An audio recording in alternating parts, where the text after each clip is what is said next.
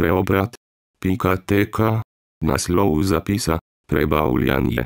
Ljudje zbolevajo, umirajo, se pobijajo, uničujejo, se mamijo z alkoholom, mamili, z zabavo, se zabavajo, trošijo, kupujejo različne snovi, predmete, igrače, s katerimi skušajo zapolniti svojo veliko temno praznino, se zadolžujejo na račun vojne, vohunijo za ljudmi, za znanci, sosedi, s čim se nekdo ukvarja, kaj dela, kako dela in koliko časa bo še tako delal, kako živi, kdaj gre spat, kje spi in kdaj vstane, kam hodi, s kom hodi, kaj je rekel in kdo z njim govori, kdaj pride, kdaj gre, kdaj zazvoni, kdo ga kliče in zakaj ga kliče.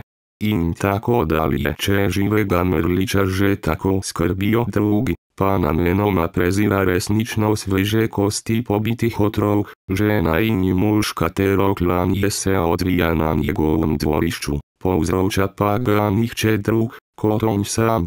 Prvo, na kar pomisli živ mrlič, ko uzre v mogočo spremembo, je blatnje dobro mislečih z izgovorom: tako je vedno bilo, drugače nikoli ne bo, saj naj bi po njegovih povzetkih ne bi bilo mogoče nič spremeniti.